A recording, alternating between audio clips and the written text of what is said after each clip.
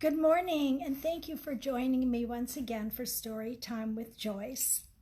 And last week we ended with Arvin going off to start his new job. So he's on his first day at the garment factory. And let's find out what Betty's up to. And this chapter is chapter 7, and it's titled Serena, and it's from my book, Betty. With tears in her eyes, Betty went back to the room to get cleaned up and changed for the day. She was feeling a little left out of Arvin's life. He hadn't been listening to her, and he didn't listen to her at supper, and it was obvious he had not been interested in what she had to say. Now this morning he didn't say, "I love you," when he left for his job. Betty thought it best just to excuse his behavior and chalk it up to his excitement about their new life in the city. However, Betty still didn't feel better. She was lost in her thoughts and trying to get her through her sadness when she heard a knock at the door. Betty answered the door and saw a young lady with long, beautiful dark hair with green eyes that looked like marbles. "Are you Betty?" the young lady asked. "Yes," Betty answered.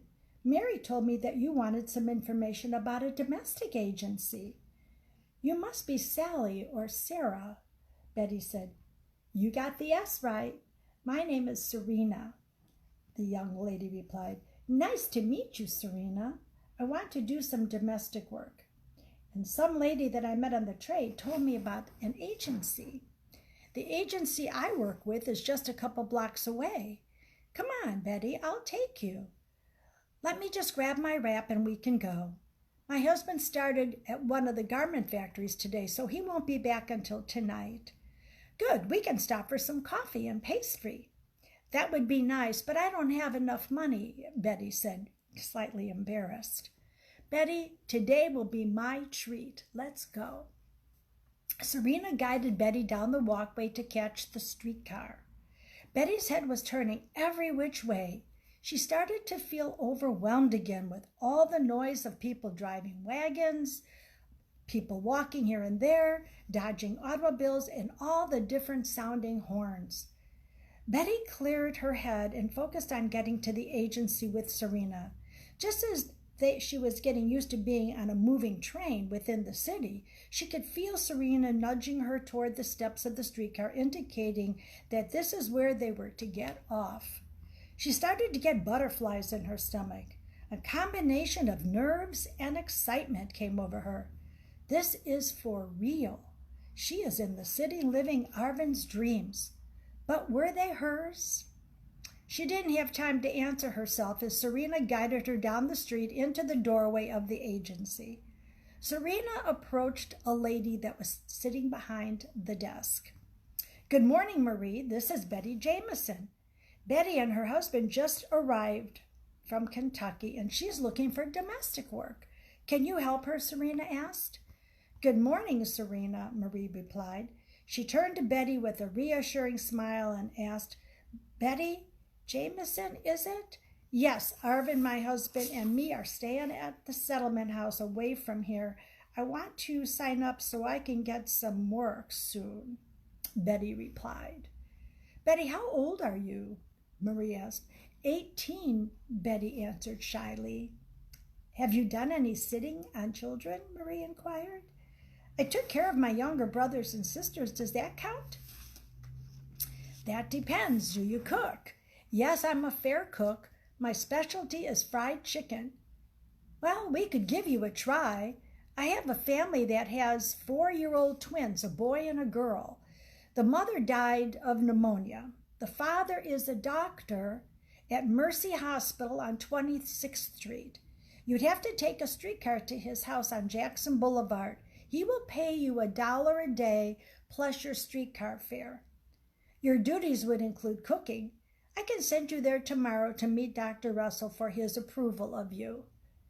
"Oh, goodness, I don't know what to say. What time will I have to go tomorrow?" Betty asked. "Don't worry. I'll give you all the information before you leave. In the meantime, can you write?" "A little," Betty replied. "Then please fill in your name and the address of the settlement house."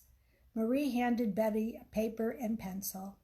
But I only know the name of the street. Is that okay? Betty asked. Yes, Marie said. Serena helped Betty answer the questions and fill out the paperwork.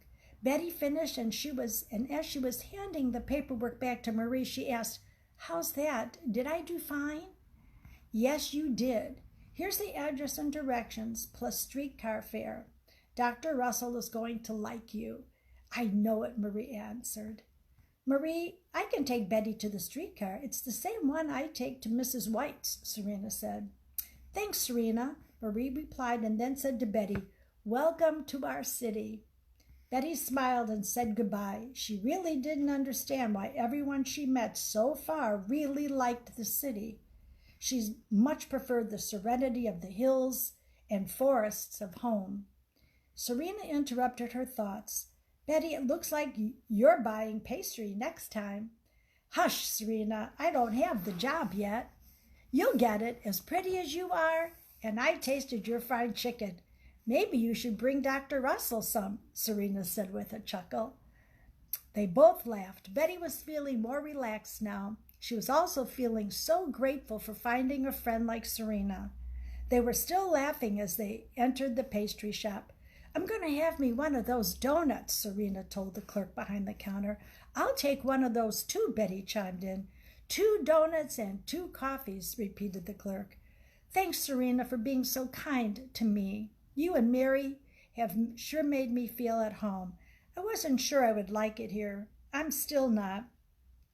Arvin is so sure of himself and is all excited about being in this big city and his job working with machines. Betty said, then asked, What do I do about the kitchen now that I might be working? Betty, you will be working, not might. You now have 2 friends, and once you start working, things will look better to you. Talk to Mary about working in the kitchen. She's really understanding and will work with you, Serena suggested. The 2 of them sat drinking coffee and talking for an hour or so. Betty told her about how she grew up on a farm, how she met Arvin, and when they got married. Serena shared more about her family in Ohio. Her dad, older brothers, and uncles all worked in the steel mills. Most of Ohio's industry came from the steel mills. She moved to Chicago to be part of something new and different, and she found Chicago to be exciting. Betty just shook her head. They finished and set off to get back to the settlement house. That night, Betty tried to talk to Arvin about her day at the agency and the pastry shop. Arvin was just too busy talking to the fellows outside about his job. He wasn't interested in women's business. When he finally came in to get one of the cookies that Betty had made, he had asked her if she got a job. And all she said was yes, and then she went to their room for the night. Betty was tired and very annoyed. She felt it best to go right to bed before she said anything to Arvin she would regret.